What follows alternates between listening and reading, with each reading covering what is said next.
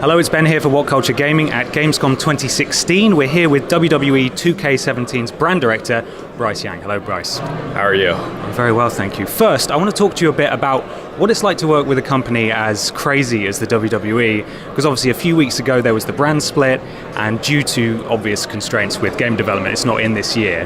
But what kind of a heads up do they give you with that? Are there various limits to development that you would not necessarily experience with other companies?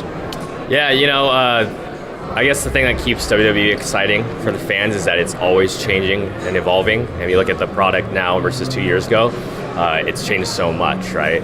Not just the brand split, but the guys who you see in some of those top positions now weren't around a couple years ago, right? So we always try to deliver the most updated product that we can for the fans.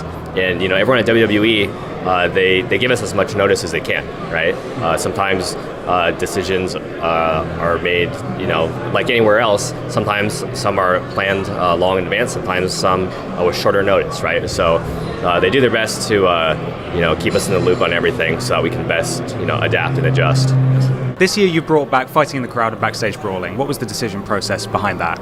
Every year when the game comes out, our development team and our social media guys, they always take the feedback of the fans. We do research on our own as well. And fighting in the crowd and backstage brawls are something that people have wanted for a long time.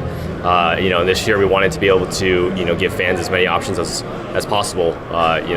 In terms of where you can fight and how, and those are two of the things that were towards the top of the list. So that was a big focus this year, is bringing those back. And submissions last year, they were a little bit tricky to master, and I know that's been addressed this year. What sort of steps have been taken to make it a little bit easier for newer players to get a handle on those?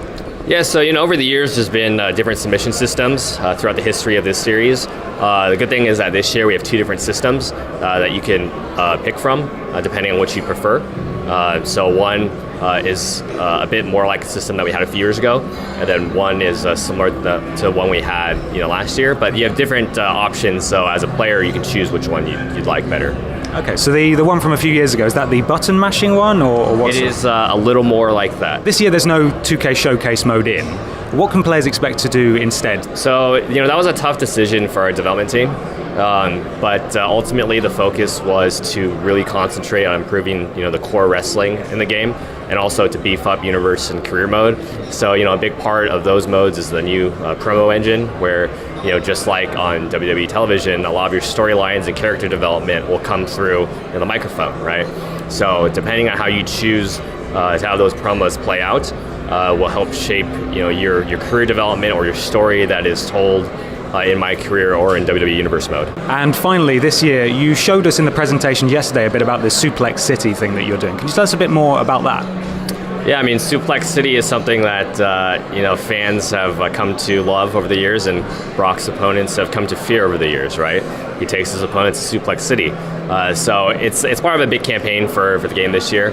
It's something that our advertising agency and us and WWE all put together. So it's like, what if Suplex City was an actual place, right? What would it look like?